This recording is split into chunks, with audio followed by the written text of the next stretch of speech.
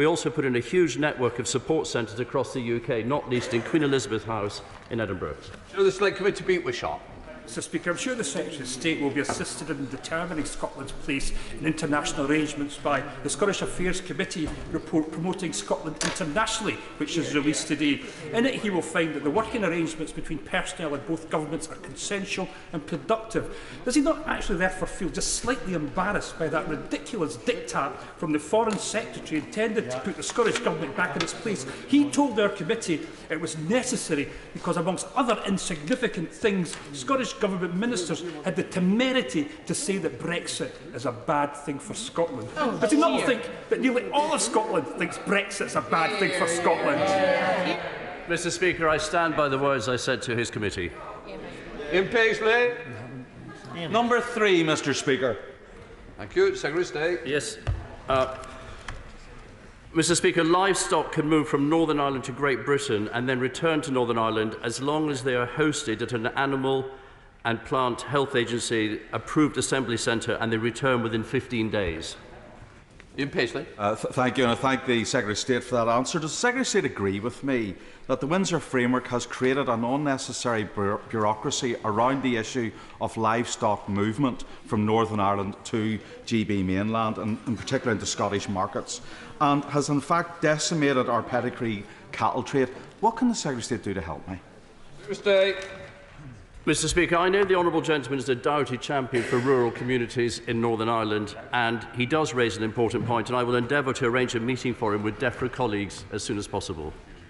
Martin Day. Number 4. Thank you, Mr Speaker. The United Kingdom Government is committed to a sustainable approach to tackling poverty and supporting people on lower incomes. We have made substantial investment to help mitigate the worst of the cost of living impacts, including welfare spending around £276 billion. The best route out of poverty, of course, is through work. Therefore, our focus remains firmly on supporting people to move into and progress into work. Martin Day. Scotland has the lowest rates of child poverty in the UK, with the game-changing Scottish Child Payment helping over 300,000 and lifting 50,000 of them out of poverty. So why does the UK Government continue to refuse to follow such a successful example? Minister. Mr Speaker, the UK Government has ensured that the cost of living challenges have been tackled by working in tandem with the Scottish Government and using reserved and devolved levers to get the best outcomes for everybody across Scotland. The benefit cap levels have been increased by 10.1%, and from the 1st of April, the national living wage has increased by 9.7% to £10.42 an hour for workers aged 23 years and over. So overall, this Government is working to deliver for the most vulnerable in society, and will do so in conjunction with our partners in the Scottish Government. Mr Gerald Jones. Thank you, Mr Speaker. After 16 years of SNP government and 13 years of the Tories, 1 in 4 children in Scotland live in poverty. There are 40,000 more children in poverty than compared to a decade ago. And this week it was revealed that 3 members of the Scottish Government's own Poverty Commission had resigned. So does the Minister agree that both the Scottish and the UK governments should be working more urgently and more effectively to tackle child poverty? Minister. Mr Speaker, well, I welcome the honourable member to his new position. The UK Government is committed to protecting the most vulnerable in our society. We've taken decisive steps to do that, including UK-wide additional spending of £137.5 billion on benefits for pensioners, £67.9 billion on benefits to support disabled people and people with health conditions, and £114.3 billion in working age and child welfare. We've also uprated benefits and pension credit in line with inflation, and have raised the national living wage to help protect the most vulnerable. We will continue to keep the situation under review, but this Government has continually demonstrated our commitment to the most vulnerable across Scotland. Neil Hamby. Number 5, Mr Speaker. Minister. Thank you, Mr Speaker. CCUS, carbon capture, utilisation and storage, will be essential to meeting the UK's 2050 net zero target, playing a vital role in levelling up the economy, supporting the low-carbon economic transformation of our industrial regions, and creating new high-value jobs across the United Kingdom. In Scotland, the Acorn Cluster has been allocated over £40 million in development funding by the Government and has been selected, subject to final due diligence, for Track 2 CCUS cluster sequencing. Neil Hamby. Thank you, Mr Speaker. According to OBR and UK Government projections, the UK will receive between £50 and £80 billion of revenue from North Sea oil and gas over the next 5 years. And whilst it's welcome that the Acorn project can now bid for funding, it's important to note that not a penny has been committed. Can the Minister tell me what discussions the Secretary of State has had with government colleagues to secure, at minimum, a share of those revenues, say £1 billion over 5 years, to rapidly accelerate Scotland's carbon capture industry? And if not, does this mean he's content to see Scotland's people stripped of the vast natural resources without a single penny of that £80 billion being invested in Scotland's carbon capture ambitions? Minister. Mr Speaker, I'm not sure if the honourable member actually listened to my first answer, but over £40 million has been allocated by the United Kingdom Government to the development of this technology. The Government will commence engagement and assessment of delivery plans and due diligence of the Acorn and Viking TNS systems, and will engage with them directly in respect to the next steps to develop this. We will set out the process by which capture projects for Track 2 will be selected to meet the stated ambitions in due course. McCarthy. 6, Mr Speaker. Minister. Thank you, Mr Speaker. When it comes to growth, the Honourable Lady will have noted that the economic data shows that we have recovered better from the pandemic than France, Italy and Germany. Supporting economic growth in Scotland remains a core priority of the Scotland Office. This has been exemplified through work in investing in the city and regional growth deals, as well as delivering free ports and investment zones in Scotland. This has brought tens of millions of pounds in investment and has created highly paid jobs. Offshore wind there's huge potential for offshore wind in Scotland, and it's an important part of the transition to a green economy there. What conversations will the Minister be having with the offshore wind sector following the absolutely disastrous contract for differences round last week? Minister. Mr Speaker, I personally engage with all sectors of the energy market, including the offshore wind sector. We are very pleased with the announcements that have been made in terms of the recent announcements last week, and will continue to engage with the sector to see it develop across Scotland and other parts of the United Kingdom. We come to the front bench to the Secretary of State, Ian Murray. Thank you, Mr Speaker. Can I join the Secretary of State and say how gutted we are about the football result last night, but my words will be seeking revenge in Germany at the European Championships next year. And can I also take the opportunity just to thank my honourable friend for Bladen, who was in the Shadow Scotland team, who's moved on to do new things after the reshuffle, and welcome my honourable friend, the member for Keir Hardy's old seat in Merthyr Tydfil, so he's very welcome to the Scotland team. Mr Speaker, last week it was revealed that the former Prime Minister and member for South West Norfolk had secured a book deal. Her book is titled 10 Years to Save the West, but it may have been better focusing on the 44 days it took her and her government, with the support of the Scottish Secretary, of course, to crash the economy. So does the Minister accept that Scots will be paying the price for years to come from the Tories' kamikaze handling of the economy? Minister. Mr Speaker, as the honourable member well knows, the economic challenges we face here in the United Kingdom are no different from other economies around the world, and this has been entirely caused by the illegal war in Ukraine and the COVID pandemic.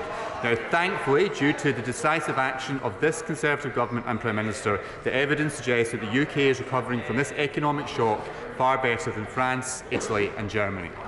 Ian Murray. Mr Speaker, Ukraine or COVID didn't crash the economy, this government did. And the truth is, after 13 years, we have a low-wage, low-growth economy. Let me take the example of residents in a random Scottish constituency, Rutherglen and Hamilton West. Every door we knock on, the story is the same, the cost of living. Those voters are paying the price for two bad governments. The government who crashed the economy are asking working people to pay for it, and the Scottish Government who mismanaged the economy are also asking working people to pay for it. There is a Tory premium on everyone's mortgages and rents, alongside the highest tax burden on working people in 80 years, and the SNP want to increase income taxes further and are proposing eye-watering council tax rates on those residents. So don't the people of Rutherglen and Hamilton West deserve a fresh start with Scottish Labour's Michael Shanks? Mr Speaker, well, it's not so long ago that Scottish Labour were calling for even higher taxes on the people of Scotland. When he stood for the Labour Party leadership, Anas Sarwar, leader of Scottish Labour, even said, and I quote, "I actually think our tax policies will be even more progressive and radical than even John McDonnell's or Jeremy Corbyn's tax policies in their manifesto." Now, Mr Sarwar, Mr Speaker, has U-turned now, of course, but maybe the member can explain how much Scottish Labour secretly want to put up the taxes in Scotland. Patrick Grady. Number 7.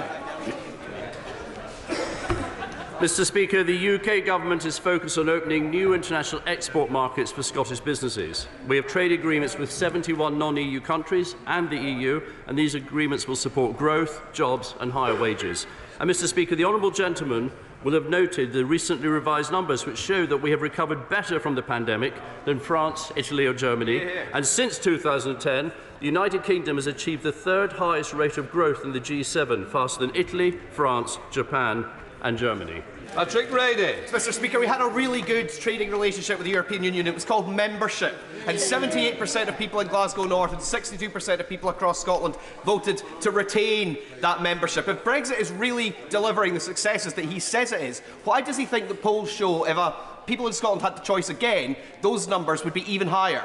Talking about SNP support. Well, Mr Speaker, what the numbers show, the recent trading numbers in goods and services with the EU, is that we are now doing more trade with the EU than we did when we were members. Sir Oliver Hill.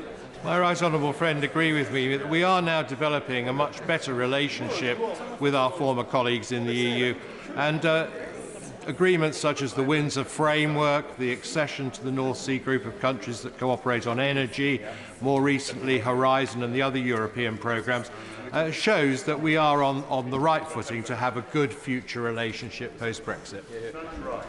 Yes, Mr Speaker. On Horizon we were patient and we did the right deal, and it showed the great the future for British scientists, but also how important British scientists were to Horizon, how much the EU wanted them to be part of it. And he's right, we have a better relationship, and we have a better relationship that doesn't cost £22 billion a year. Jamie Stone.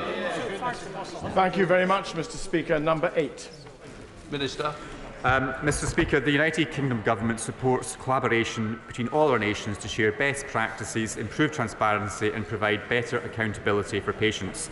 Ministerial colleagues at the Department for Health and Social Care have written to the Scottish Government inviting them for talks about how we can work together to tackle long-term waiting lists in all parts of the United Kingdom.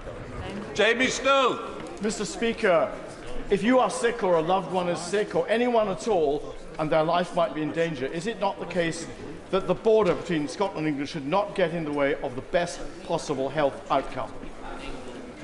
Minister. The honourable member makes an extremely important point, something I'm acutely aware of as a Borders MP. Indeed, I have a constituent who lives in Fulden who's been told that they'll need to wait over 3 years to have their cataracts done in Scotland. Meanwhile, their neighbours, who are registered with a GP in England, are being treated by NHS England within 6 months, and they simply don't understand that discrepancy. The SNP government in Edinburgh should be doing much more to drive down NHS waiting lists and engaging with colleagues here at Westminster to ensure that all people across these islands are getting the best possible NHS services. Aye, Mr Speaker. Who's answering? Thank you, Mr Speaker. The United Kingdom Government is providing a record £41 billion per year settlement, the largest since devolution. In fact, the UK Government is providing the Scottish Government with over 20% more funding per person than equivalent UK Government spending in England. With the generous fiscal framework agreement, the Scottish Government has the certainty and flexibility to manage its budget and deliver high-quality public services across Scotland. Mary Glendon. Thank you, Mr Speaker. The recent programme for government launched by the Scottish First Minister only revealed a tired government too distracted by internal squabbling to achieve anything for the people of Scotland. So does the Minister agree that the Scottish people deserve a change of government in Scotland and Westminster, with a Labour government focused on tackling the cost of living and improving living standards for the whole of the UK? Minister. Mr Speaker, the SNP's programme for government was a complete and utter missed opportunity. Rather than focusing on Scotland's NHS, our schools, economy and transport links, the SNP are too busy planning independent rallies. Scotland does need change, and I'm confident in the next general election we will see that change by the election of even more Scottish Conservative and Unionist MPs. Let me do it. Thank you, Mr Speaker. Question number 10, please. Minister. Thank you, Mr Speaker. The Government is committed to supporting our seafood sector, which is the lifeblood of some of the most remote and fragile communities in Scotland. This past Monday, I met with ministerial colleagues in the Home Office to discuss in more detail the comprehensive package of support measures this Government has offered to the sector to ease access to labour challenges. David Dewitt. I thank my honourable friend for that response. And can he add to that, what discussions has he had with the Department for Energy Security and Net Zero? I see our honourable friend, the Minister, sitting next to him on the front bench, and the Scottish Government, to ensure that impacts to the fishing industry and coastal communities of offshore wind will be adequately addressed, along with those impacts caused by marine protection areas?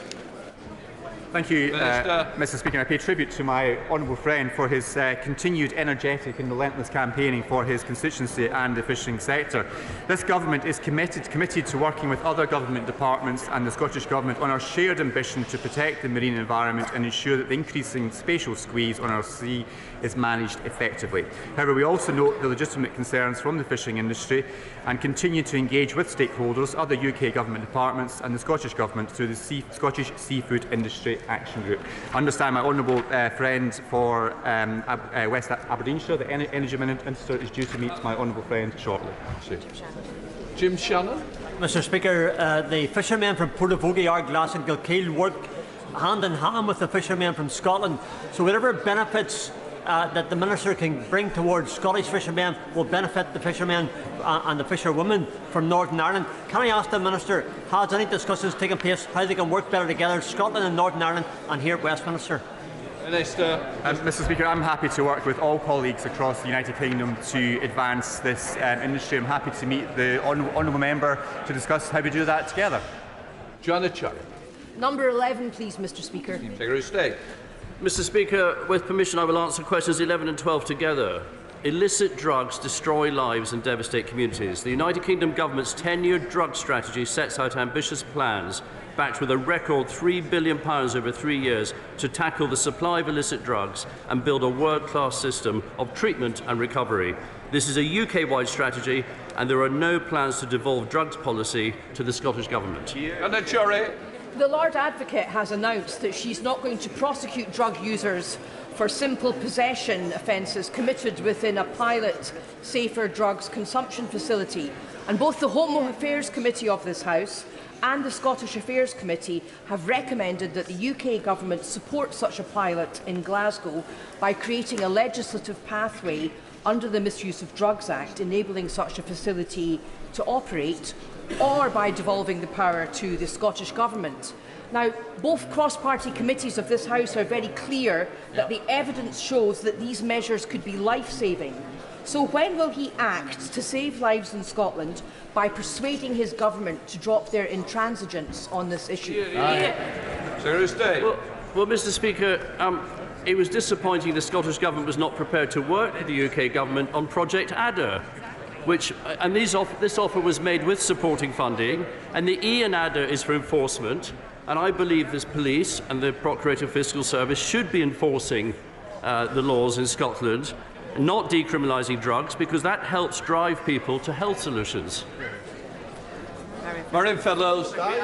Thank you, Mr Speaker, and the Secretary of State didn't answer, so I'll try again. Scotland needs a caring, compassionate, human rights-informed drugs policy with public health and the reduction of harm as its principles. With the Scottish Government ready and willing to work with the UK Government to put into practice this progressive policy. Scottish Tory MSP Miles Briggs said on GMS yesterday he hoped the UK Government wouldn't move to block this life-saving measure. Despite the Minister's Cabinet colleagues continuing to denounce their effectiveness, what recent discussions has he had with the Scottish Government on advancing this pilot scheme? Secretary of State. Well, Mr Speaker, drug consumption rooms are not the easy solution honourable members may think. There is no safe way to take illegal drugs. Drugs, they devastate lives, they ruin families, they damage communities.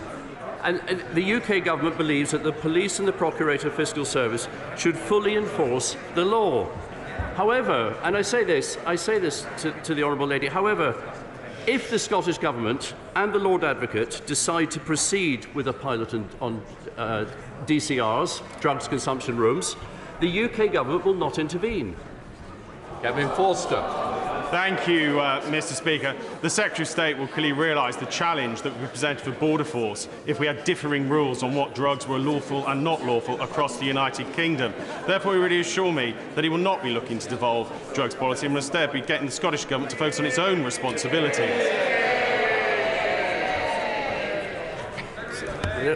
Mr. Speaker, they always seem to cheer me at the same time at this moment in Scottish questions. They're very generous, the Labour Party. My honourable friend makes a very good point. Drugs deaths in Scotland are 3 times higher than the UK average, and that's despite the laws being the same across the UK.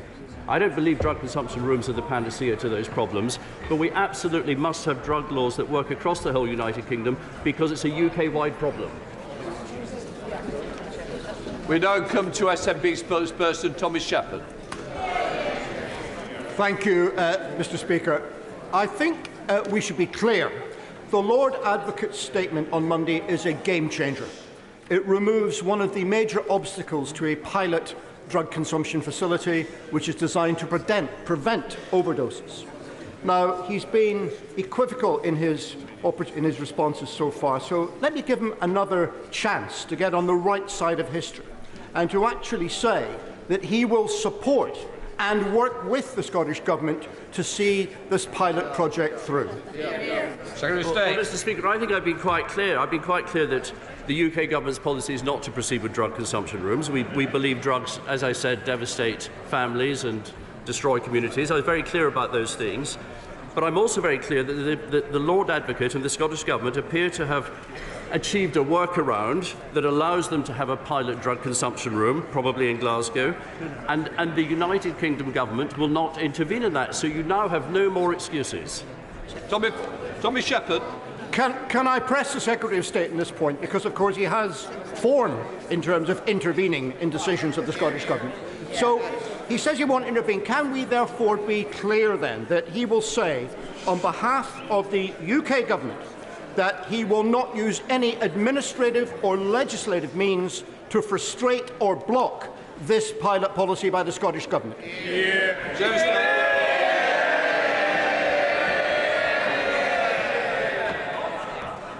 I'm very popular today, Mr. Speaker, and particularly with the SNP when I give this answer, and the answer is yes. Christine Jardine. Question number 13, please. Thank you, Mr. Speaker. Our government has taken assertive action on the cost of living. UK-wide support to households to help with higher energy bills is worth £94 billion, or on average £3,300 per household. This United Kingdom Government's focus has been on supporting everyone with the cost of living, with specific targeted support and tailored interventions for those most vulnerable. Christine Jardine. Thank you very much. I thank the Minister for his answer, and he will know that, like his constituents, my constituents in Edinburgh West still face the impact of food inflation, higher energy bills and unfair standing charges for electricity. But we also now face the potential bombshell of a council tax hike by the Scottish Government, which will affect 14,500 households in Edinburgh West who will have to pay more than £2,000 a year. So will the UK Government be speaking to the Scottish Government, if you don't mind, will the UK Government be speaking to the Scottish Government to try to mitigate this, and what steps do they have in mind to support it? Mr. Speaker, I share the Honourable Lady's concerns about the SNP Green Government's bombshell tax plans to hike up the tax burden for many households, with people already facing pressures on their household budgets. As she will know, along with the record block grant, the spring budget provided the Scottish Government with an extra £320 million over the next two years, on top of the £1.5 billion of additional funding we provided in the Autumn Statement 2022. However, our economic priorities of halving inflation and growing the economy is the most effective way of supporting her constituents. Number 14, Mr. Speaker. Secretary of State. Mr. Speaker, I believe that support for the Union is strong. The United Kingdom is one of the most successful political and economic unions in the world, the foundation on which all our businesses and citizens are able to thrive. And when we work collaboratively, Mr. Speaker, we are safer, we are stronger, and we are more prosperous.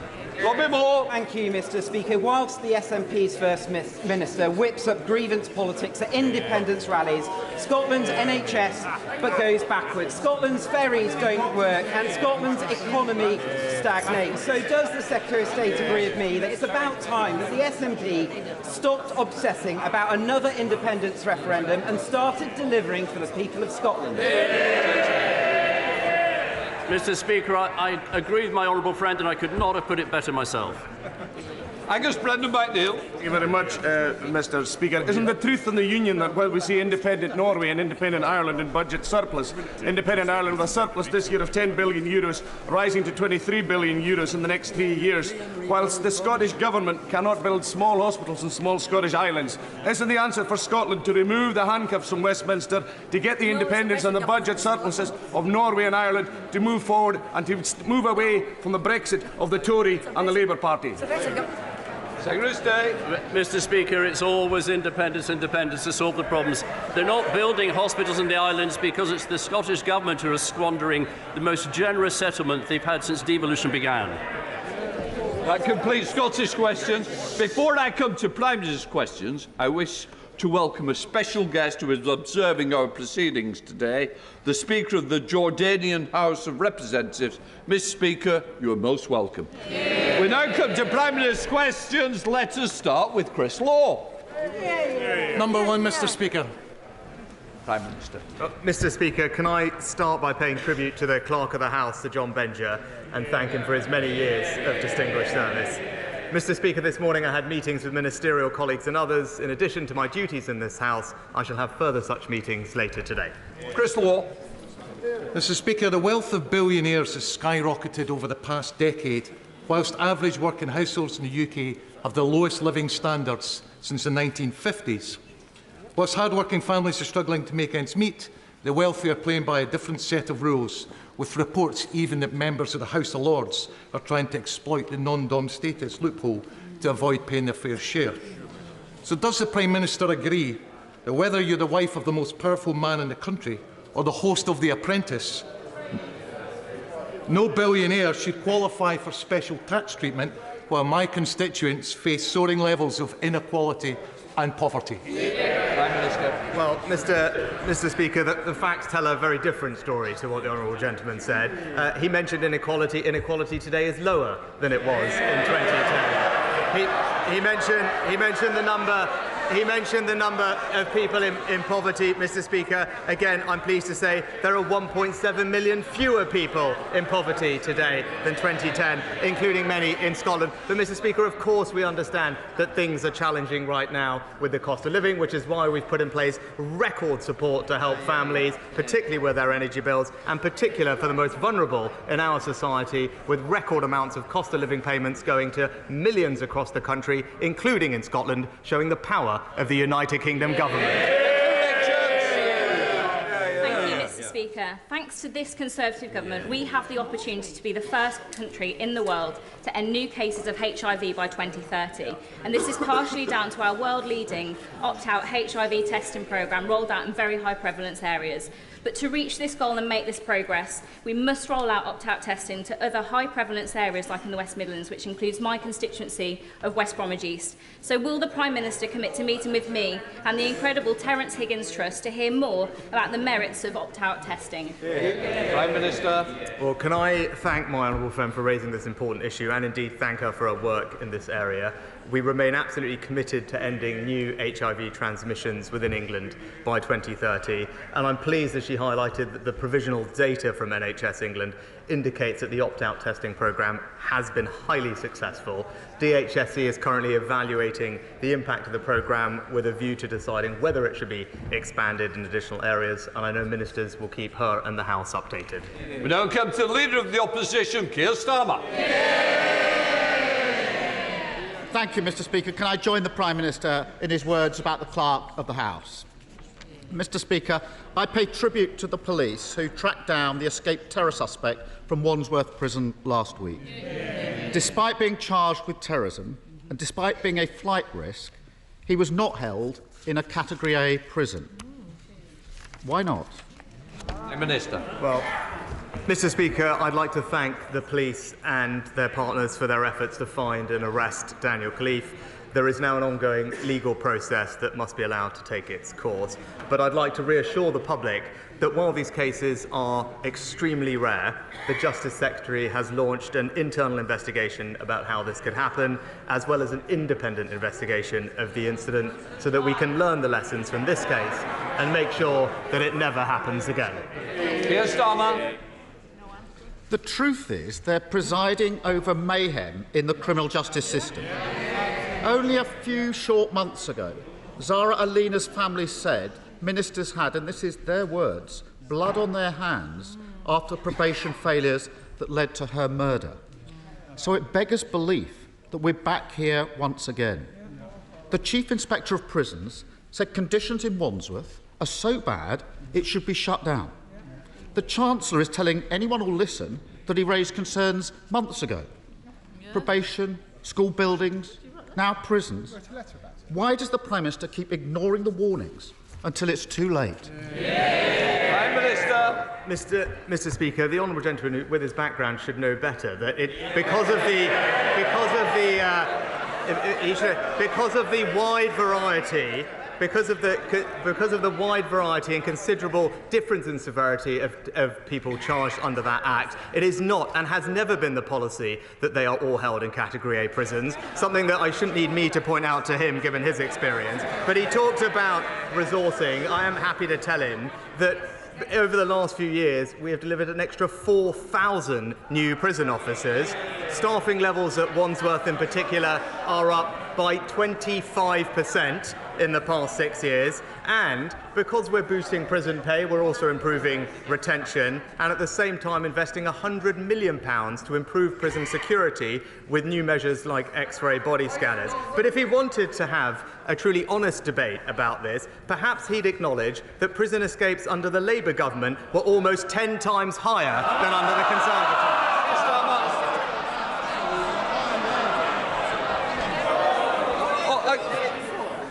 I did say last week, and it will continue this week. Who wants to start this session by leaving? Please do so. I'm happy to help you on your way. Keir Starmer.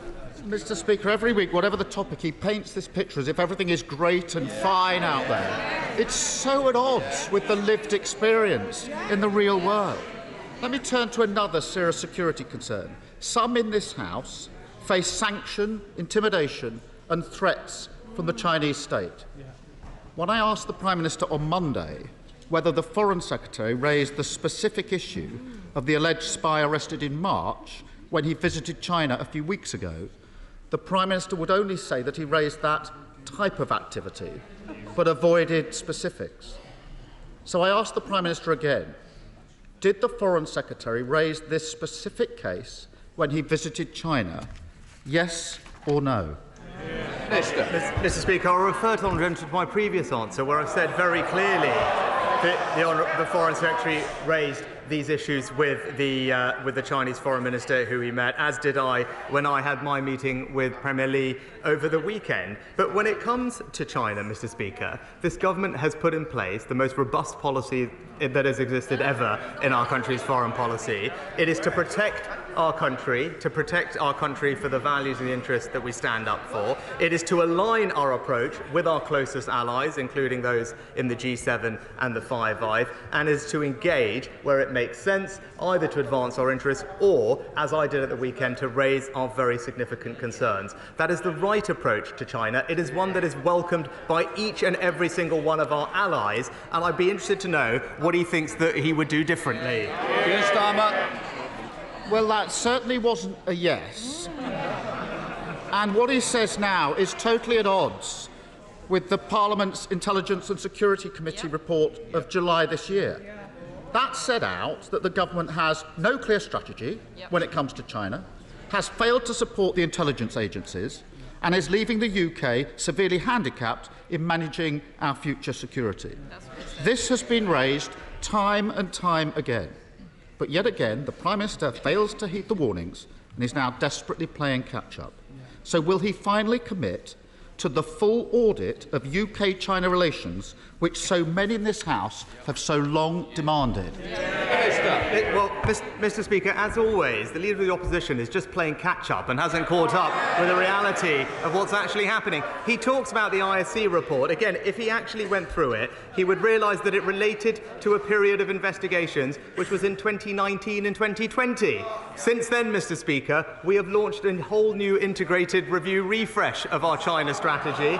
It's published. We've put in place a range of new measures, including, for example, the National Security Protective Agency, which is staffed out of MI5, supporting businesses and organisations and being alert to the risk from cyber and from China. But if he wants to talk about foreign policy, Mr. Speaker, he should perhaps reflect on his own record, because this was the man who said he was 100% behind the former Labour leader, a person who wanted to abolish the army, scrap Trident and withdraw from NATO. It's clear what he did. He put his own political interests ahead of Britain's. Mr. Speaker, probation, prison, schools, China, yet again inaction man fails to heed the warnings and then blames everyone else for the consequences. Mr. Speaker, on Sunday, the Home Secretary celebrated her first anniversary in post. That is, if you overlook the 6 days she missed when she was deemed a national security risk. In that year, 40,000 people have crossed the Channel on a small boat, and the taxpayer is now spending £6 million a day on hotel bills. He's failing to stop terrorists strolling out of prison, failing to guard Britain against hostile actors. He's completely failing to stop the boats. How can anyone trust him to protect the country? Mr. Speaker, he talks about trust, he talks about action. Just today, this government is taking action to reform defective EU laws to unlock over 100,000 homes, boosting our economy, supporting jobs and ensuring that we can realise the aspirations of homeowners. Now, he talks about trust, he tried in this House to talk the talk on house building, but at the first sign of a cheap political hit, what did he do? He's caved in, Mr. Speaker. Rather than make the right long-term decisions for the country, he's taken the easy way out. It is typical of the principles-free, conviction-free type of leadership that he offers. Flip-flopping from being a builder to a blocker. Mr. Speaker, the British public can't trust a word he says. Mr. Speaker, every week he comes here protesting that nothing's his fault, trying to convince anyone who's still listening that everything is great. The truth is, the floor fell in for millions of families because of their economic mayhem. The classroom ceilings collapsed because he cut vital school budgets. And now the walls of our national security have been breached because they've ignored repeated warnings. No one voted for these shambles. No one voted for him. So how much more damage do the British public have to put up with before he finally finds the stomach to give them a say? Mr. Speaker, we are getting on for the British public just in the last week, announcing a new landmark deal for British scientists, attracting £600 million of new investment for our world-leading auto industry, and wages now rising at the fastest rate on record, Mr. Speaker. And where has he been this week? Locked away with Labour's union paymasters, promising to give them more power and scrap the laws that protect British families and their access to public services. It's clear it's only the Conservatives that are on the side of the hard-working British public. Thank you very much, Mr. Speaker. Last week, with Yorkshire colleagues, I met with our local integrated care board to discuss plans for improving dentistry provision. But when surgeries suddenly close to NHS patients without notice, as one in Harrogate did very recently, an immediate strain is put on local provision. Will the Prime Minister look at what can be done in these circumstances to ensure that no one is left without access to an NHS dentist? Prime Minister. My honourable friend is absolutely right to raise this, and we will look into this issue. He'll be reassured to know we're investing £3 billion a year into dentistry. There is no geographical restriction on which dental practice a patient may attend, and practices should keep all their records up to date, including whether they are accepting new patients. And typically, where a practice ends a contract, NHS England and ICBs should work together to ensure that that funding is reallocated and patients continue to have access to NHS dental care. SNP Leader Stephen Flynn. Mr Speaker, as someone who spends more money heating their swimming pool than the total value of the UK state pension, I think it's safe to say that the Prime Minister might not be as invested in this topic as some others. But let's afford him the opportunity to clear up any confusion. Will he commit his party, the Conservative Party, to maintaining the state pension triple lock beyond the next general election? Yes or no? Prime Minister. Mr Speaker, this is the party that introduced the triple lock, Mr Speaker. This is the party that has delivered a £3,000 increase in the state pension since 2010. It's also the parties that ensure that there are 200,000 fewer pensioners living in poverty today, and this winter ensuring that pensioners get an extra £300 alongside their winter fuel payment to support them through the challenging times with inflation. So, Mr Speaker, our track record is clear. There is one party in this House that has always stood up for our pensioners, and that is the Conservative Party. Mr Speaker, I don't think we heard a yes there. And you'll imagine my shock, my utter surprise that we appear to have consensus once again between the Conservative Party and the Labour Party on this most important of issues, despite the promises that were made to the people of Scotland in 2014, and despite the clear statements from the likes of Gordon Brown that the only way to protect your pension is to remain within the UK. How hollow those words are now. So may I ask the Prime Minister, who does he think will scrap the state pension triple lock first? His government or the Labour Party's government? Prime Minister. Mr Speaker, as I said, thanks to the actions of this government, pensioners in Scotland are receiving record increases in their state pension, £870 this year. Extra support with the cost of living this winter. This is the government that introduced and remains committed to the triple lock. But he does raise a good point, Mr Speaker. Pensioners in Scotland should know the reason they can rely on the state pension, not just today but for years to come, because of the strength of our union and the strength of our United Kingdom government. Mr Speaker, beautiful Eastbourne is perhaps best known as a top visitor destination, but there is important work being done also to put us on the digital map. DigiFest, the first local event of its kind, is coming to the Welcome Building next week and will showcase some pretty stellar local tech talent and open doors of opportunity, with an ambition to create 10,000 local jobs in this sector. Would the Prime Minister applaud event organisers Chalk, Eastbourne and Switchplane and lay out what this government is doing to make sure Great Britain and Eastbourne is one of the best places in the world to be involved in this continually groundbreaking sector? Mr Speaker, the government has a mission to make the UK the most innovative economy in the world, and the growth of our tech industry is one of the key ways we'll achieve that. I'm delighted to join my honourable friend in thanking and paying tribute to Chalk Eastbourne for their terrific organisation of the DigiFest. This is a great example of how in local areas we can bring together people to create jobs and opportunity and ultimately drive the growth that our country wants to see. David. Thank you, Mr Speaker. Last year, after being referred by their GP, 22,000 people waited more than 4 months to start urgent treatment for cancer. A terrible wait, twice as long as the government's maximum 62-day pledge.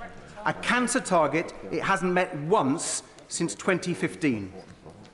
We all have loved ones whose lives have been turned upside down by cancer, and we all know that every day counts. Waiting reduces the chances of survival.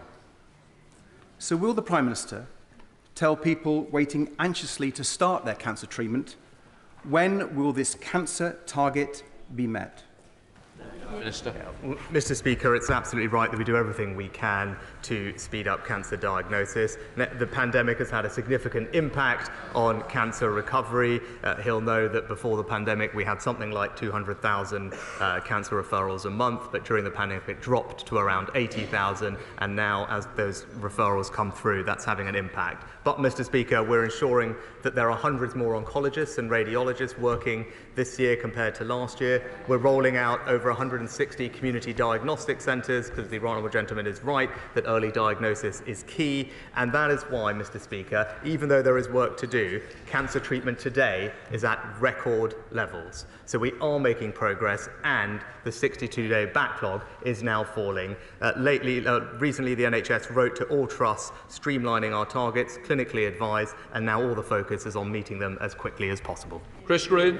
Thank you, Mr. Speaker. In 2017, Bolton Custody Suite was closed by the Police and Crime Commissioner and the then Chief Constable because they had given up on arresting criminals.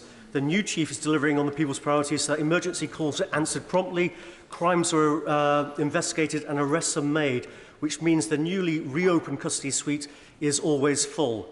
Will my right honourable friend join me in thanking Greater Manchester Police? And does he think that this approach ought to catch on around the country? Prime Minister. Well, Mr. Speaker, I am delighted with the improvements that have been made in Greater Manchester Police, and indeed the Home Secretary just recently met with the Chief there. They have made significant improvements to answering 999 calls, for example, and have seen almost a 50% year-on-year increase in the number of charges recorded by the force. I very much welcome their focus on getting the basics on crime and antisocial behaviour right, and they are a model for police forces across the country. Ashley Dalton. Thank you. Thank you, Mr. Speaker. I thank the Prime Minister for his answer to the Honourable Member for Aberdeen South, but I'm still confused on this matter because just yesterday the Secretary of State for Work and Pensions said that the pensions triple lock is not sustainable. The Chancellor's economic advisers have suggested that it is time to review the policy, but Number 10, when questioned, have said they're committed to it. So, Mr. Speaker, which is it? Mr. Speaker, this government is committed to the triple lock. It was this government that introduced the triple lock. She might want to have a word with her own deputy leader, who I don't think provided much clarity on the matter. And remember, Mr. Speaker, I think we all remember when it came to pensions, what we can remember is Gordon Brown's 75p a week increase. Thank you, Mr. Speaker. Week in, week out, as I meet businesses in my constituency of Meriden, I hear about how artificial intelligence is transforming the way we work in sectors like life sciences, the automotive sector and financial services. Does my right honourable friend agree that artificial intelligence will transform the way humanity will live in the 21st century? And through his upcoming Global AI Summit, will he ensure that appropriate guardrails are put in place to protect society as we become world leaders in this technology? Prime Minister. My honourable friend is right to highlight the incredible power of AI to transform not just businesses and our productivity, but also public services in areas like health and education. But we do need guardrails to allow us to make the most of the opportunities of AI and to address risks. Our regulatory approach sets out a responsible and proportionate approach to AI that balances risk and innovation, and I look forward to working with international partners about how we do this at a global level at our upcoming AI Safety Summit. Cooper. Thank you, Mr. Speaker. Luton Airport is trying to massively expand its airport capacity from 18 million passengers per year to a whopping 32 million passengers per year. This will blight the lives of thousands of residents across Hertfordshire and Bedfordshire, and especially in North St Albans, who live under the flight path, but it will also fly in the face of the advice from the government's own climate advisers. It's been reported that the Prime Minister is getting ready to ignore his climate advisers. Is that true? Prime Minister. No, Mr. Speaker, but what I would say is my approach to getting to net zero is not one that requires people to give up doing the things that they want to do and enjoying, like flying. The right thing to be doing is, as we are, investing in new technologies and funding them, things like sustainable aviation fuel, because that's how we'll decarbonise aviation on the transition to net zero, not force people to give everything up. Mr. Speaker, when the Prime Minister was Chancellor of the Exchequer, he put the full might of the Treasury behind the 10-year drug strategy, which with its ADA project is now turning lives around across England and Wales. But a key part of that strategy was developing a new approach to possession. He will know from his own constituency that in towns like Andover, in mine, possession is of a huge concern, particularly to parents of young people who spend some time in the town centre. Now, the Home Office issued a white paper on this over a year ago. The consultation closed in October last year. So can I ask the Prime Minister to commit that in the forthcoming King's Speech we can see some legislation to finally deal with this pernicious problem? Prime Minister. Can I thank my right honourable friend for all of his work and attention on this area? It was good to work with him on Project ADA in particular. He's right to highlight that drugs destroy lives and families, hitting the most vulnerable in our society the hardest. The 10-year drug strategy, which he helped put in place, is ambitious and backed with a record £3 billion funding. As my right honourable friend highlighted, we have consulted on a new drug possession offences framework, and I can assure him that ministers will keep him and this House updated on future plans. Thank you, Mr. Speaker. In the last few hours, I've been contacted by the head teacher of St James's Church of England Primary School in Blackburn. The head teacher is desperately seeking help after a RAC survey conducted on the 7th of September was inconclusive. The urgent intrusive inspection that was supposed to follow has not been arranged by the Department of Education. The potentially affected part of the building has been closed off, with children crammed into a dining room learning on tables. Staff are unable to access facilities, and the whole school has been hugely inconvenienced. The head teacher has been unable to reach the Department of Education. Can I implore the Prime Minister to get the Secretary of State to Education to investigate this urgently? Minister. Well, Mr. Speaker, of course, I'm sorry for the disruption at schools as we work hard to identify those affected. But what DfE is doing is fully funding the inspection process, ensuring that we are rapidly now inspecting and surveying all potentially affected schools, paying for that work, but also now with the increase of up to 80 dedicated caseworkers, St James's Primary School, like others, should have a dedicated point of contact to work through those issues. I'll ensure that the Secretary of State and the Department are in touch with the school and the Honourable Member on it for an update. Stephen Hammond. Thank you, Mr. Speaker. Personally, I know the stark impact of dementia and the effect it has on the families of our million citizens who live with it. It was my honour last week to sponsor Alzheimer's research here in the UK to highlight the recent progress on a new diagnostic test and new drugs that could be available as early as next January. I welcome dementia's inclusion in the government's major condition strategy. But would my right honourable friend ask his Secretary of State to convene a dementia medicines task force so that we can take advantage of this progress in research? And would he consider Alzheimer's Research's request for a dementia champion? Prime Minister. Mr. Speaker, can I start by thanking my honourable friend for his work in this important area.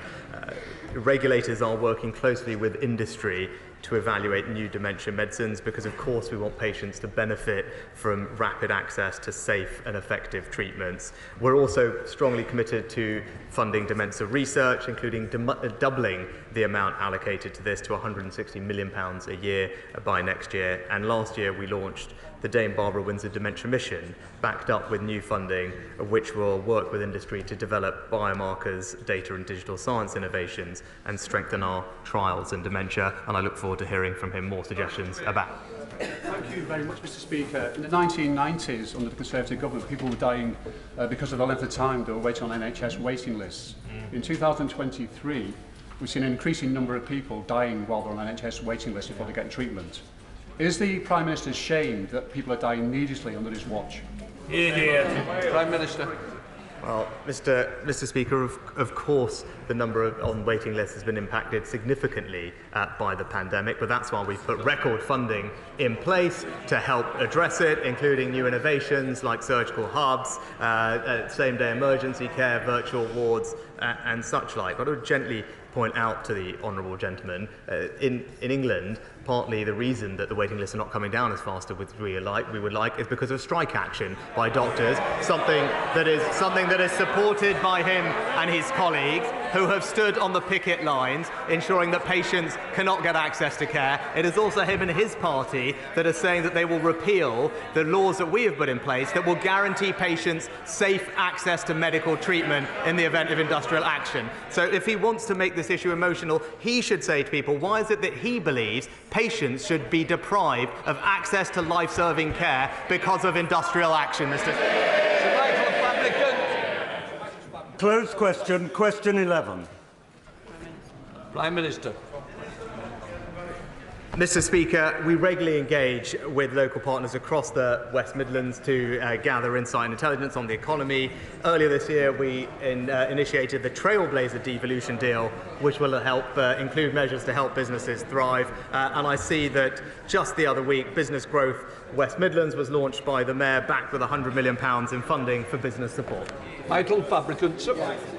I thank the Prime Minister for that answer, and I'm glad to hear that the West Midlands growth continues to expand. However, we do have a problem in Lichfield, and that is road closures, and we don't know how long they're going to go on for, footpath closures, we don't know how long they're going to go on for, HS2 who are doing these closures, one hand doesn't know what the other hand is saying. HS2, Mr. Speaker, is the most dysfunctional organisation I've ever had to deal with. Will the Prime Minister, in the short term, try and restructure HS2 so it works like a company should? And in the longer term, can he save other constituencies by stopping HS2 at the end of phase 1?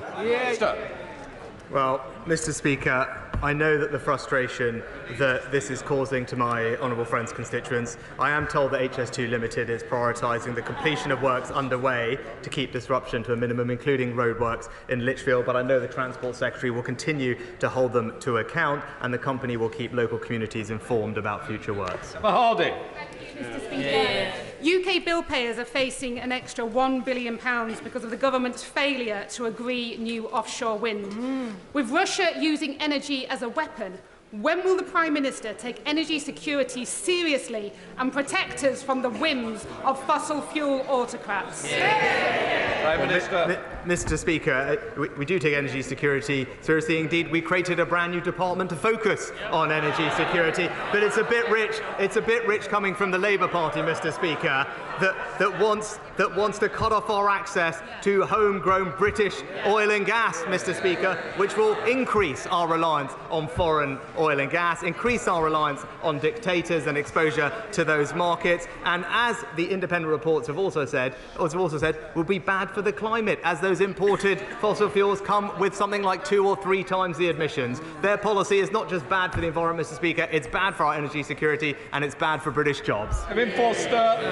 Thank you, Mr. Speaker. The collapse of a potential rescue deal for Wilko this week brings added urgency to the regeneration of our town centres and driving that forward. Would you agree to meet myself and the leader of Torbay Council to identify ways through government support and planning reform this can be accelerated? Well, Mr. Speaker, investment through both arms of our Towns Fund is part of how we will regenerate and unleash the potential of our town centres. I'm delighted to hear that that investment includes Torbay's £21.9 million town deal, and indeed £13.5 million for Paynton via the Future High Streets Fund. But my honourable friend is right about ensuring that our planning system is friendly for small businesses, and that's what we're doing, making it much easier to convert unused shops into cafes, restaurants, or indeed new homes. And it's an example of how we're helping our high streets adapt and thrive. Mr. Speaker, the new Defence Secretary has been quoted as saying that there could be RAC present in military buildings. So can the Prime Minister today guarantee the safety of our military personnel and equipment, or is this yet another ticking time bomb that the government has failed to see coming? Prime Minister. Mr. Speaker, actually across the public sector, departments make sure that they follow the technical guidance with regard to RAC, identify and mitigate as required. And as you've seen with example in the NHS, we have moved hospitals affected into the new hospital programme. But also, more generally, this is the government that has invested record sums in defence, £24 billion at the last spending review, the single biggest uplift in defence spending since the end of the Cold War. Philip Davis. Thank you, Mr. Speaker. It's vitally important that we retain, recruit and protect our prison officers. So will the Prime Minister agree to stop any prisoner who assaults a prison officer from being released early from jail? This simple measure will be very popular with prison officers. It will be very popular with the public. And you never know, Mr. Speaker, it might even find favour with the parties opposite, who normally think that the only people who should be in prison are people who misgender people. Prime Minister. Well, Mr. Speaker, prisoners, my honourable friend is right, the prisoners who are violent towards people working and living in prisons will and should face the full consequences of their actions. I'm pleased that the recent Police Crime Sentencing and Courts Act actually increased the maximum penalty for up to 2 years imprisonment for those who assault emergency workers, and that includes prison officers. And the Ministry of Justice will continue to press for charges for more serious offences, such as ABH, where appropriate. Sarah Owen. Thank you, Mr. Speaker. At the weekend, 7 global economic powers came together, including India, the US and the EU, to agree a monumental trade agreement, but not the UK. Can the Prime Minister say if he chose not to sign up because he thought it was presumably a bad deal, or was the UK left out altogether because this Prime Minister has as weak a reputation on the world stage as he does at home? Mr. Speaker, I'm not sure if the honourable lady was here for the statement on Monday. I rather assume not. I think what she's describing wasn't a trade deal, so first of all she should get her facts right. And as I explained on Monday, there are lots of different ways that countries will participate in solving international issues. At the same conference that she mentioned, the same summit, we announced a record investment to the Green Climate Fund. It is the single biggest investment by this country to help with international climate finance, and it was warmly welcomed by countries at the summit who can see that the UK is taking a leadership role and helping countries adapt and mitigate the impacts of climate change. Brendan Clark-Smith. Thank you, Mr. Speaker. This week we were hit by the devastating news that all Wilko stores would be closing, meaning the loss of 12,500 jobs, and Bassetlaw and Worksop are the home of Wilko's HQ and a distribution centre with 1,500 jobs set to go. But Wilko has been mismanaged for years, and in the last decade over 77 million has been paid out to shareholders, and recently the HQ was sold for 48 million before being leased back. So can the Prime Minister reassure my constituents and all those nationally affected by the demise of Wilko that he and the government will do everything in their power to help support people into jobs and make sure their redundancies and pensions are protected, and we will take whatever action is available to us to hold the ownership to account? Prime Minister. Well, Mr. Speaker, as my honourable friend knows, some of the topics that he raised will be commercial matters for the company, but I do know that this is a concerning time for workers at Wilko. My right honourable friend, the Business Secretary, is keeping close to developments, and we have already started supporting those who have been made redundant, and we stand ready to support others to the fullest of our abilities. Lillian Greenwood. The head of the Army, General Sir Patrick Sanders, has said the UK must forge an army capable of fighting alongside our allies and defeating Russia in battle. So why is the government still pushing ahead with further cuts of 10,000 troops to the British Army? Well, Mr. Speaker, again, I'd say to the honourable lady, this is the government that has put a record amount into our armed forces, £24 billion. We remain the second largest investor in our defence in NATO, and as we saw at the NATO summit, other countries look to us for leadership. How the armed forces allocate that record funding is a matter for chiefs to make sure that we have the capabilities we need to meet the threats of today. That is a decision that they will make and we will back them, but that no one can doubt our commitment to funding properly the armed forces and ensuring that we keep this country safe. Richard Graham. Mr. Speaker, the Prime Minister has rightly said that democracies like the UK, not authoritarian regimes, should lead the fight on global challenges like development and climate change. So because the links between failed regimes, climate change and the numbers of asylum seekers are growing, would my right honourable friend ensure that doing development democratically is a key theme in the White Paper on International Development, and would he also visit the Westminster Foundation's Garden of Democracy exhibition here in Parliament to highlight our promotion of democratic values abroad? Prime Minister. Can I thank my honourable friend for highlighting the exhibition in Portcullis House, and I know members will have heard his invitation. We are consulting widely on the detail of the White Paper on International Development and what it should say, including specifically the role of democracy in development, and I'd encourage all interested organisations and individuals to share their ideas through the public consultation. Can I just say thank you to Sir John Benjer and his final PMQs and his loyal service to the House. We do appreciate it. Thank you, Sir John.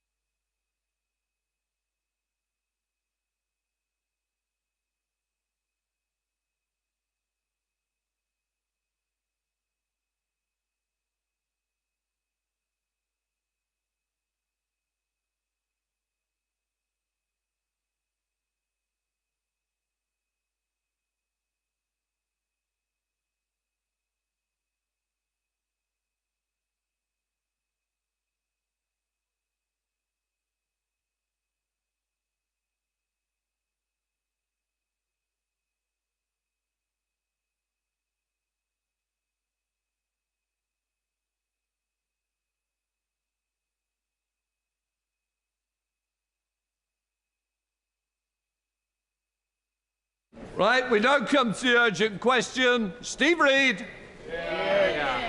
Thank you, Mr. Speaker. Now, nothing more graphically illustrates 13 years of failed... You've just asked the question. Put the question. Yeah. Secretary of State. Well, thank you, Mr. Speaker, and with the usual courtesies, I welcome the honourable gentleman to his place. Mr. Speaker, I start by restating that I have always been clear that the current volume of sewage discharge by water companies is totally unacceptable, and they must act urgently to improve their performance so they can meet both government and public expectations. I can confirm that the Department, the Environment Agency and Ofwat have received the information notices and, of course, will comply with their requests. And I can say straight away that while we do not agree with the OEP's assessment of compliance with the law, the House should note that the OEP itself has said we recognise a great deal has already been done to tackle the issue of untreated sewage discharges, and we welcome the intent of the government measure, such as the Plan for Water and storm overflow targets, as well as commitments to increase investment. Mr. Speaker, the public are rightly disgusted by sewage discharges from storm overflows, and so is this government, which is why we've taken more action than any other government on this issue. Now, I remind the House that it was under a Labour government that the European Commission took them to court back in 2009 on breaches in the law. And subsequently, we have started the construction of the Thames Tideway Tunnel, due to be complete next year, and that is taking a decade to do. But it was a decade ago that the Conservative-led government took action, started requiring monitoring of storm overflows, and that will be complete by the end of this year. And it's due to that the scale of the issue has been unveiled. And I note that in Wales, run by a Labour government, discharge occurrences are much higher there, 38 times per year per outflow versus 23 in England. And it was thanks to increasing the understanding that included new powers and new responsibilities in the Environment Act, alongside DEFRA publishing the Storm Overflow Discharges Reduction Plan last year. That is what has led to some of the action that we are taking. Now, we've been repeatedly clear that water companies' reliance on overflows is unacceptable. They must significantly reduce how much sewage they discharge as a priority, and we are holding water companies to account. And that is also true of our regulators. And I will remind the House that there are active investigations, including an active criminal investigation of water companies underway now by our regulator. Frankly, we welcome this opportunity to set out the scale of action that this government is taking. No government in history, as I say, has done more to tackle this issue. Last year, we launched the Storm Overflows Discharge Reduction Plan. Our strict targets will see the toughest ever crackdown on sewage spills and will require water companies to deliver the largest ever infrastructure programme in water company history. So yet again, Mr Speaker, I'm very happy to answer today's urgent question, but I will say, yet again, what we are seeing is a Conservative government cleaning up the mess left behind a Labour government, and we will get on with the job. Steve Reid. Thank you, Mr Speaker. Second time lucky. Nothing more graphically illustrates 13 years of failed Tory government than the tide of raw sewage swilling down our rivers, into our lakes and washing up on our beaches.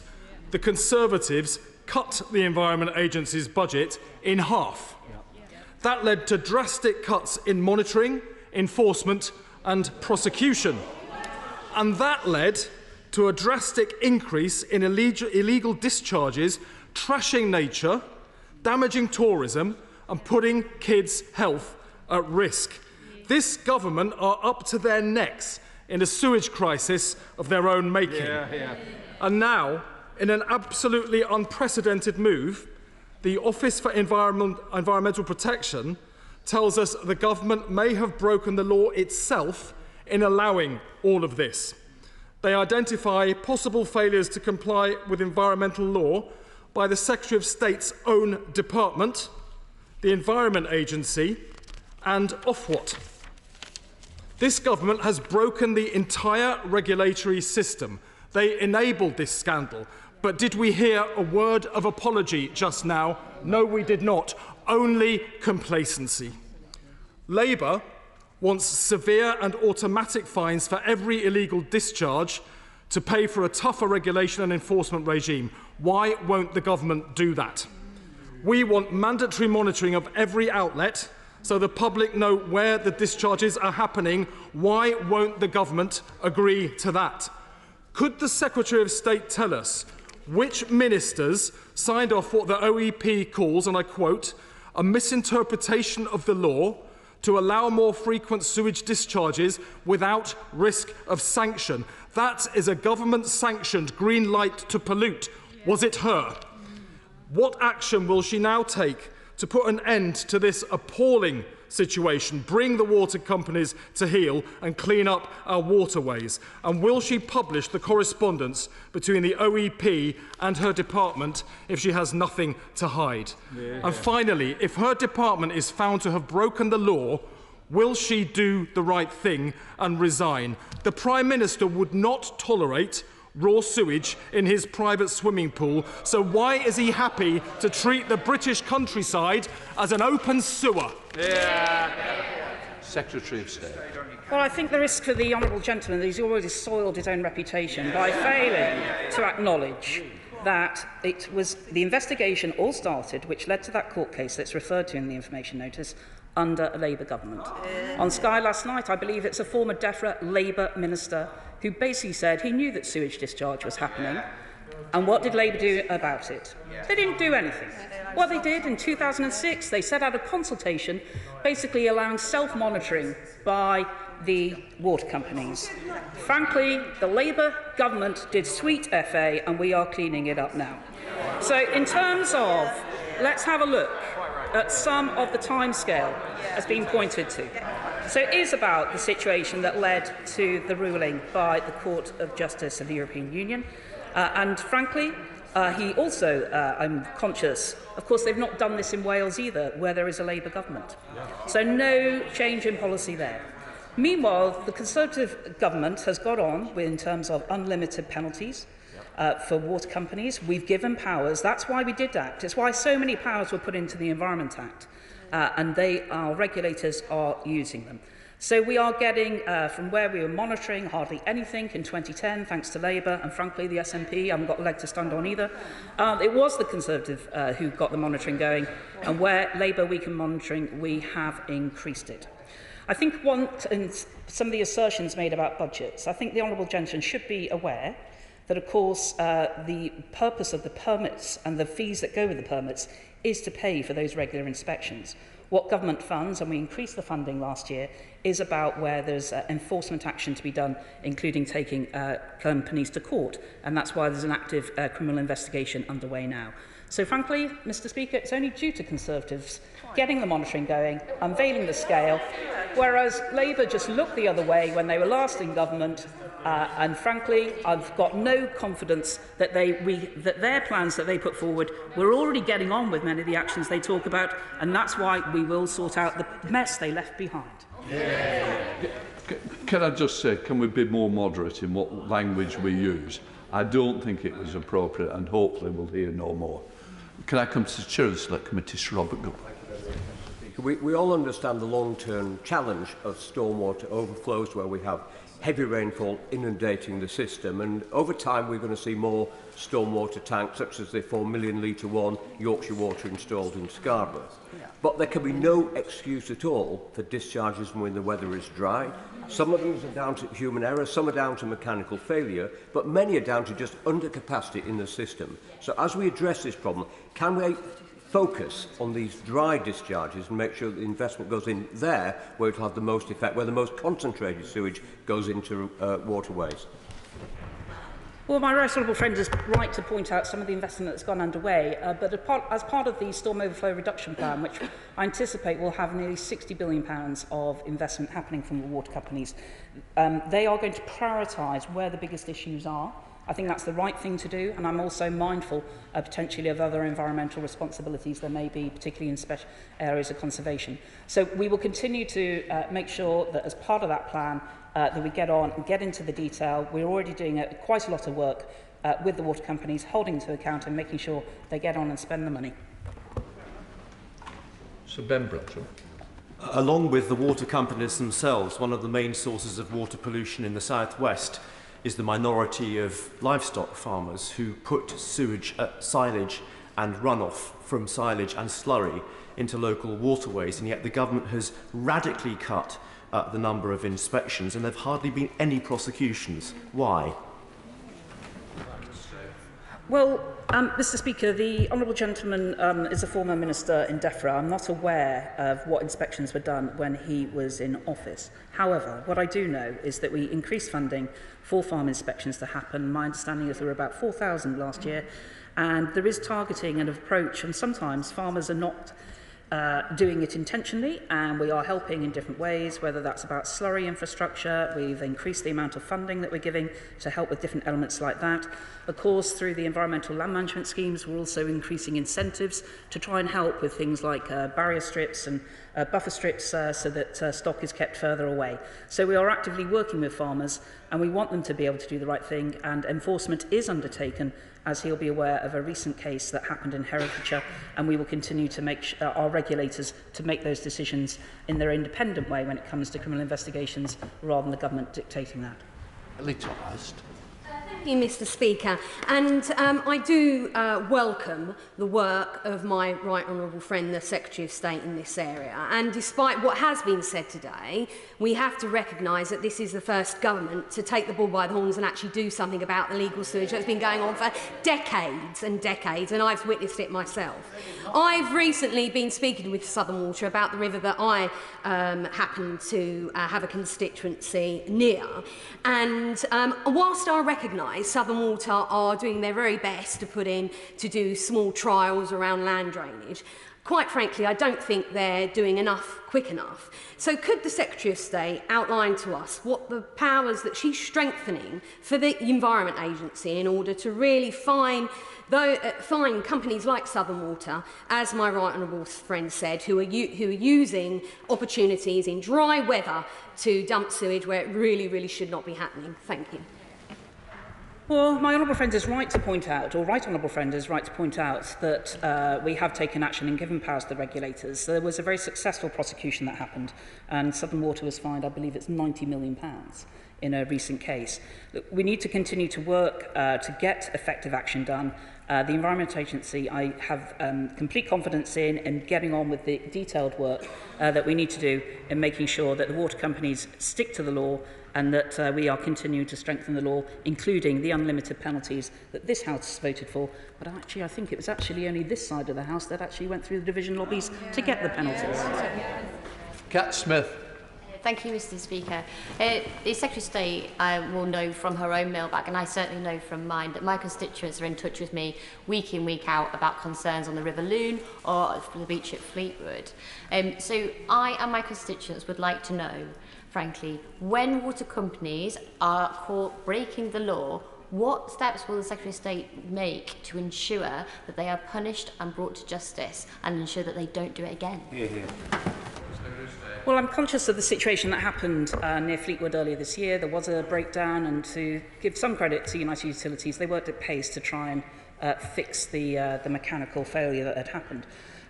What we have is a situation where now it's in legislation. The Environment Agency can apply unlimited penalties, and frankly, in terms of criminal investigations, and you'll be aware there is a live one underway at the moment against water companies by the Environment Agency, it will then be for the courts to decide the scale of fines that are there. Indeed, we will continue to make sure that fines are applied, penalties are applied under clear instructions that we've had discussions with the Environment Agency. We need to get the problem fixed, but water companies should not be trying to do this on the cheap and think it's cheaper to just pay a penalty than actually sort out the problem. Thank you, Mr. Speaker. I sat on the Bill Committee for the Environment Act, which actually created the post of the OEP. I also sit on the Environmental Audit Select Committee, where we interviewed the now chair of the OEP. So it's colleagues on this side of the House that have actually introduced the position of the OEP for her to be able to do this work in order to find out the scale of the actual problem. And when the report refers to the government, it's not being party political. It is referring to all governments for the past 20 years or more. So does my right honourable friend agree with me that what we need to do is keep looking at these reports, keep ripping off the plaster that we've started to do, and keep holding the feet to the fire of all the polluters that have caused these problems in the first place? Well, my honourable friend is absolutely right. When we left the European Union, we recognised the need to have suitable scrutiny, and that is what is in place. Now, I think it's also fair to say that clearly the OEP has not come to a conclusion about breaking law. That's why they've asked for more information. That is their right, that's their entitlement, that's what we legislated to allow them to do, and we will continue to comply with that. Meanwhile, it will not distract us from getting on for our plan for water and holding water companies to account. Richard Burton. Thank you, Mr. Speaker. Water companies dumped sewage more than 1 million times over the past 3 years. Now we find out that instead of standing up to the water companies, the government seems to be complicit in letting them break the law. Beyond the government's own failures, isn't it the case that this sewage crisis has been driven by underinvestment, while £72 billion was handed out to shareholders since privatisation? And isn't it time to put an end to this racket and restore water as a proper public service?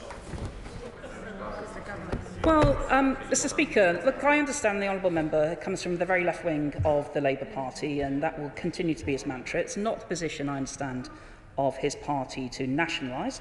However, because they recognise about the amount of investment that has gone into the water industry, into water infrastructure since privatisation, and that's about £190 billion. Now, quite clearly, the scale of what needs to be done, certainly in the next few years, and is considerably higher than where we've seen before. At the same time, it was back in 2006 when we had one of the biggest dividends going. The gearing of Thames Water was changed. And frankly, the Labour government then didn't do anything about it. And that is key to one of the situations that we're facing at the moment. But meanwhile, we will continue to get on. And that's why I'm confident with the Thames Tideway Tunnel opening next year that we'll have good sewage be able to deal with that in London. But the work continues, including, by the way, things like natural-based management practices in order to help in Yorkshire as well. And I know that his water company is looking into that too. Richard Ford. Thank you, Mr. Speaker. The 19th of July last year was the hottest day on record in the UK. Temperatures exceeded 40 degrees Celsius in some places during a dry spell. Yet water companies that responded to a BBC investigation admitted to so-called dry spills of sewage that day. The Environment Secretary was reported as saying, "It does seem extraordinary, but the Environment Agency is the regulator." Given it was the hottest day when people were inadvertently bathing in sewage, Why does the Environment Secretary wash her hands of it? Mr. Speaker, I'm conscious of the investigation that the BBC undertook. The Environment Agency and the Department does not agree with their assessment of the data. That doesn't mean, of course, that there haven't been sewage spills on dry days. That's why this is part of the investigation, it's part of fixing the problem, and we will continue to do that. Ian Little-Granger. Thank you, Mr. Deputy Speaker. The Secretary of State knows Jill Ryder from history, the chairman of Pennon Group, which is South West Water. I've heard what the Secretary of State has said, but surely the time has come to get these companies and their leadership under control. South West Water is a disgrace. It's leaking, it's treating its customers with utter contempt. Secretary of State, please sit on these companies and make them do the job they're meant to, which is stop this now. Well, indeed, and of course, unlimited penalties are available to the Environment Agency, and there is already a criminal investigation underway. I know that the Honourable Gentleman has secured a Westminster Hall debate next week to discuss this in further detail about South West Water, and my honourable friend will be replying substantially to the many detailed points I'm sure that he will raise. Thank you very much, Mr. Deputy Speaker.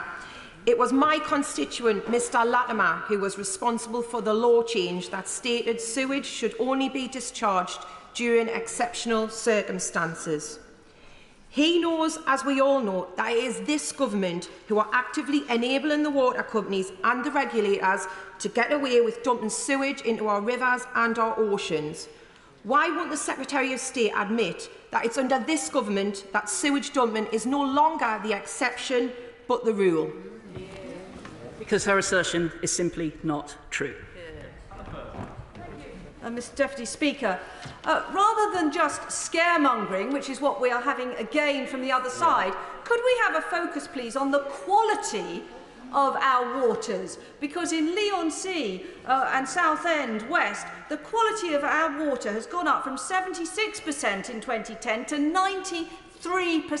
Yep. The vast majority of our beaches are good or excellent. Right. However, would she applaud the work of local chill water swimmers, the Blue Tits, run by Danielle Boone and Philip Miller of Venture Island, who are assisting me in having regular sewage summits with Anglian Water, whereby we have extracted a promise from Anglian Water to eliminate 75% of use of our combined storm overflows 5 years ahead of the government's target? Isn't this sort of local action the sort of thing we should be doing, not just scaremongering? Well, my honourable friend is right to praise the activity that's happening in her constituency, and the people of Southend should be congratulated for electing her to this House, because she is an avid campaigner for them.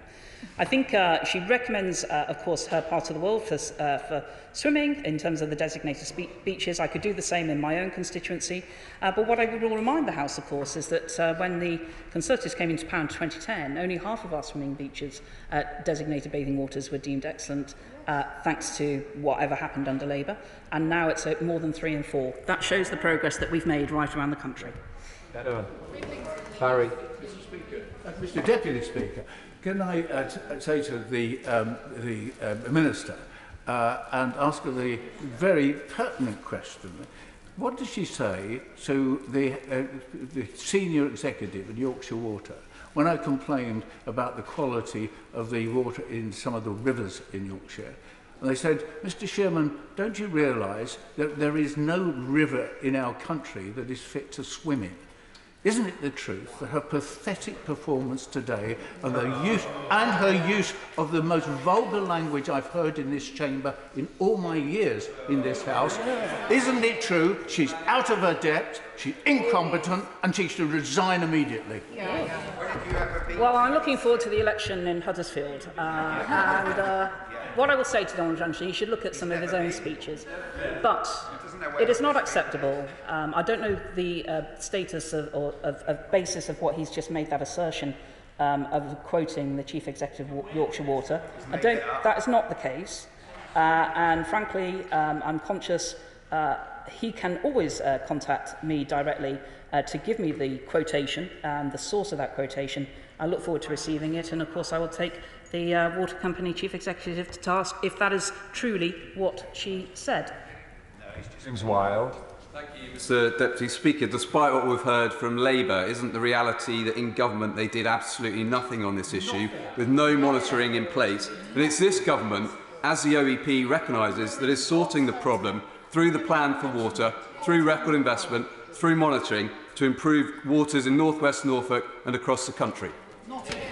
My old friend is absolutely right, and of course he has a coastal constituency as well, and he will know the work that continues about trying to improve continuously the quality of our designating bathing waters, but also our waters more broadly.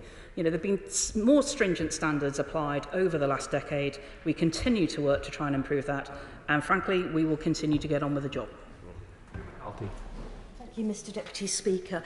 The Secretary of State seems to have this weird sort of amnesia about the past decade or so, where there's a big leap from Labour being in government to suddenly her being in front of us today. But I hope she does remember the many times that, whether it was in the Environmental Audit Committee, the EFRA Select Committee or the Environment Bill Committee, when I asked her about making sure the Office of Environmental Protection really had teeth and was independent and was respected by government.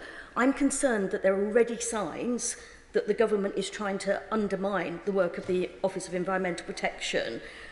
Will she ensure us that she will respect the conclusions that they come to and will act accordingly? I will say that we set up the OEP. We are going to comply with the information notice that they requested, and then we will see where their decision goes from that. It is important that that institution continues to have the freedom. We gave it to them, and we will continue to respect that we will comply with their notices as set out under the statute. Sorry, I've got a problem with my hearing today. The Water Minister and myself regularly visit a beach that has been subject to several environmental spills this August. When I checked at the site, it was a storm overflow and not a combined sewage outlet. And given that the amount of rainfall did not necessitate that there was an exceptional amount of rainfall, can the Secretary of State advise me why the Environment Agency hasn't actually taken enforcement action against South West Water and indeed all the other water companies who are dispilling sewage when there is not exceptional circumstances? I understand from my honourable friend that the Environment Agency is currently investigating the source of pollution in order to help its investigation. Tulip Siddiq. Thank you. The Right Honourable Lady's Department issued a statement saying, "We do not agree with the OEP's initial interpretations, but will continue to work constructively with the OEP on this issue." This seems like a contradiction to me, Mr Deputy Speaker. So could I ask the Secretary of State, how does she plan to work constructively with the OEP when her department's statement demonstrates a complete disregard for environmental law? The Honourable Lady is incorrect. We do absolutely respect the law. We have put the Environment Act there. However, we can disagree with initial assertions, but we will continue to make sure that we provide the information they've requested for. Shannon. Mr Deputy Speaker, can I thank the Secretary of State for the renewed determination to bring about improvement. It's very clear that we need it. When we voted on this issue in the House, we were given assurances this would not take place. It is clear that whilst officials may not agree with this investigation, there is real still cause for concern. How does the Secretary of State intend to alleviate the real concerns and to better and more importantly ensure that sewage releases are regulated and safe? Secretary of State, I'll make this a a suggestion, and I do it very respectfully. Stop the dividends to the chief executives and the directors. That would be a method to encourage improvements by the water companies who seem to be reluctant to do so. The Honourable Gentleman is a member for Northern Ireland constituency, and the OEP's remit extends to Northern Ireland. It does not extend to the Welsh Labour government or the Scottish FNP government. So in terms of investigations can be undertaken, that's what we legislate for in this House. In terms of water penalties can be applied, unlimited penalties. That is true in England. And we will continue to make sure we do what we can to reduce these challenges, but also get the long-term issues fixed. We know that in London, for example, the Thames Tideway Tunnel has taken a decade. That is the scale of the issue, and the scale of the issue that we know about in this right now is due to the fact that the Conservative government took action while a Labour government looked the other way. Thank you, Mr Deputy Speaker. The last time I asked about the dumping of sewage in our rivers in this chamber, the Prime Minister agreed with me that it is absolutely unacceptable. But the OEP's investigation is a scandalous revelation that shows the entire water and regulatory system is broken. So what does the Secretary of State think should happen to companies, regulatory bodies and government departments that knowingly break the law? Well, I would say to the Honourable Lady that we set up the OEP. They have these powers thanks to this Conservative government to do that. They're getting on with the role that they see fit. They've started this investigation. They've asked for more information. We will comply with that. But I will say to her, as I said at the start of my response to the urgent question, this is completely unacceptable by the water companies. That's why we're taking action. It's why we're getting on with the job. And we don't need lessons from Labour, who frankly looked away and did nothing. And they are the people who were taken to court by the European Commission for failure, thanks to Labour. Point of order, Barry Sheeman, on something I believe he said, Secretary of State. Point of order, Mr Deputy Speaker. I asked a question a few moments ago where I said very clearly, and I know the Secretary of State is under great pressure today. She seems to be out of her depth in quite shallow water. But, Mr Deputy Speaker, she misquoted me. I said a senior executive in Yorkshire Water. I did not say the chief executive of Yorkshire Water, and that is on the record, and Hansard will show. I want an apology from the Secretary of State. Leave it there. Thank you very much. That stands on the record. If you wish to respond. He said the chief executive. I hear he has now said a senior executive. The point still stands. Provide it. Provide the quotation. Provide the source. And I will take it up with that executive and the chief executive of Yorkshire Water, because frankly, that's not acceptable. Thank you very much, Secretary of State, for responding to the urgent question since 9 minutes past 1, and we're now going to move on.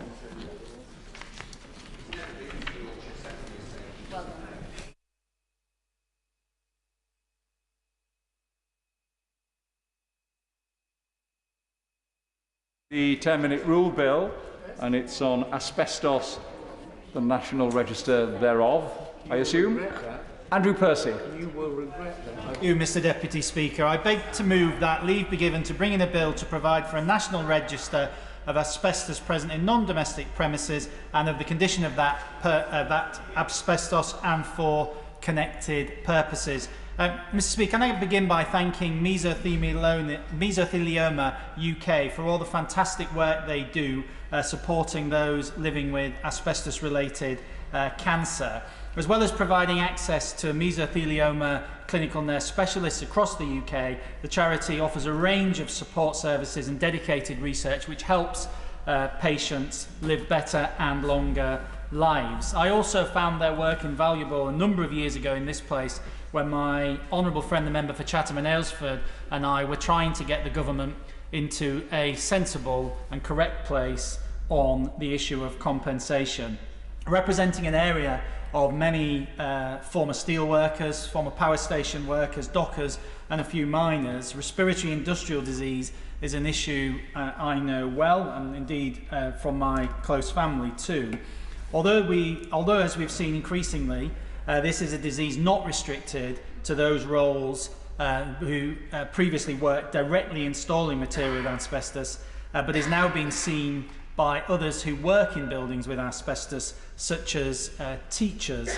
Indeed, teachers are more likely to die from mesothelioma than the general public, and I have sadly had some examples of this from my own constituents. A government survey in 2019 found that 80.9% of participating schools had asbestos on their estate, and whilst most had a plan for dealing with that, the figures speak for themselves. I want to particularly thank the member for Loughborough, who, apart from being an excellent champion for her constituents, has done some incredible work leading up to this 10-minute rule motion, including her recent debate in Westminster Hall on asbestos in the workplace. As most people will be aware, asbestos is a naturally occurring mineral.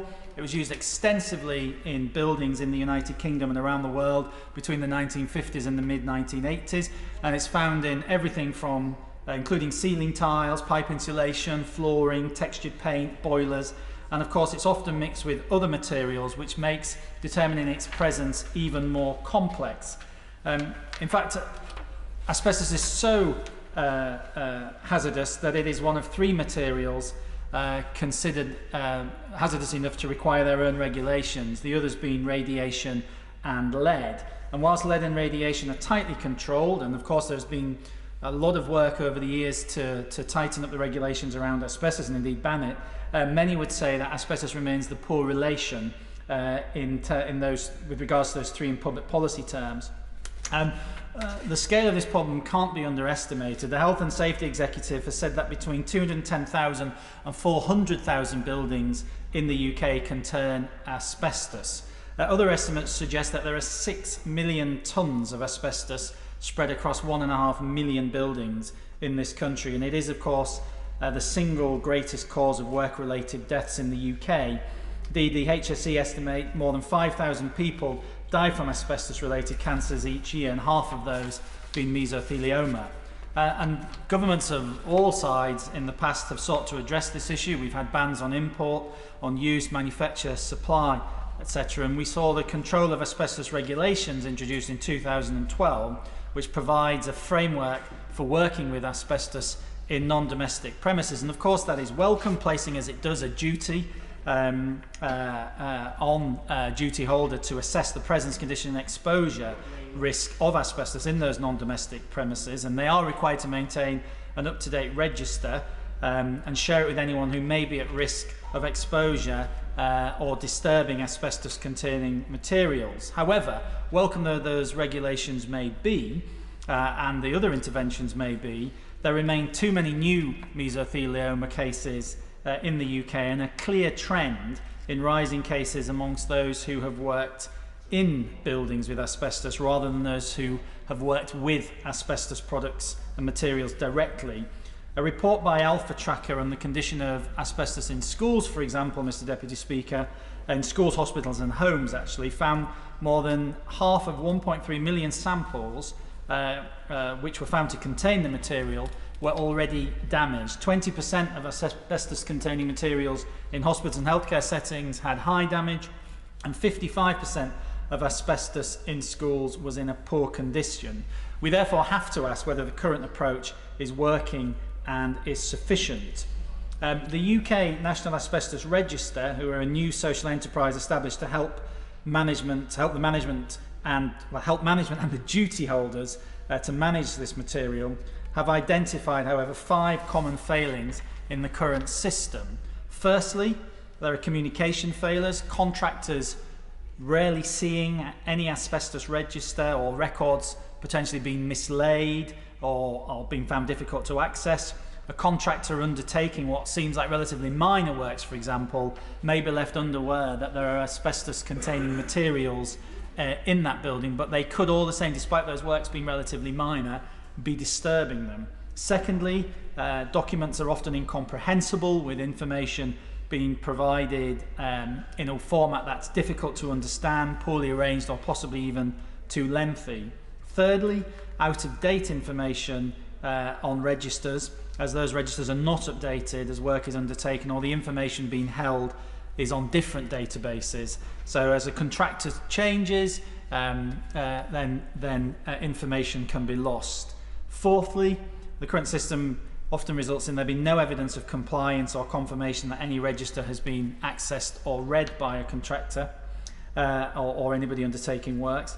And the fifth is that whilst asbestos registers contain the same basic data, they are arranged in different formats, which makes them more difficult to understand. Andrew Patton, who is one of the founders of the UK National Asbestos Register, has said that, and I quote, "A standard common format would allow everyone to become familiar with them and competent in their use regardless of the property." As highlighted, Mr Deputy Speaker, at the Work and Pensions Select Committee in their report on the HSE's approach to asbestos management, and by Mesothelioma UK's Don't Let the Dust Settle campaign, introducing a national asbestos register would go a long way to solving these issues and is necessary if the management in situ approach, which has good sense in many ways in the approach that's been taken in recent decades, if that approach is to be maintained as opposed to a blanket removal, then a national register in the way proposed is, I believe, absolutely necessary. I recognise, of course, there will be questions and concerns that can be put forward about how a register could operate. But what I would say in response to that is that a national register would bring together all the existing information on buildings with ACMs, which is currently, as I've already said, Mr. Deputy Speaker, piecemeal and fragmented into one coherent database, making it not only easier for duty holders to record and maintain information about that asbestos in those buildings, but also to make that information more easily available and accessible to those who require it. There'd be wider benefits with a national register, helping to support a longer-term strategic approach to managing asbestos. And if we've learned one thing in recent weeks with regards to concrete, access to information and clear data is absolutely necessary when managing any risk in a building accessed by the public. Furthermore, a national register would increase public awareness of the harmful effects of asbestosis, something which Mesothelioma UK believe is crucial to protecting future generations and for better treatment and care for those who suffer from asbestos-related conditions. And in addition to that, Mr. Deputy Speaker, such a register could ensure that the Health and Safety Executive can ensure that they can use that database to better target and improve their own enforcement efforts around this area. As I've said, Mr. Deputy Speaker, recent issues around school building conditions in relation to concrete have shown us that we need to be proactive rather than reactive when it comes to managing risks of this kind. And as I say, at the moment there is no simple or cost-effective, and there is no simple and cost-effective way to reverse that legacy of using these materials in non-residential buildings. But we cannot, Mr. Deputy Speaker, ignore the fact that we have a growing number of mesothelioma cases from those who have, as I said, not just worked with, but worked within buildings which contain those materials. And that is why better asbestos management is needed, and a national register is key to providing that. Thank you. This is the opportunity for anybody to oppose the 10-minute rule bill, but nobody has signified that they intend to do so, and I see nobody, so I will pose the question. The question is that the honourable member have leave to bring in the bill. As many of that have say aye. Aye. The contrary, no. I think the ayes have it. The ayes have it. Who will prepare and bring in the bill? Jane Hunt, Tracy Crouch, Sir Stephen Timms, Martin Doherty-Hughes, Holly Mumby-Croft, Ian Lavery, Ben Lake and myself, sir. Andrew Percy.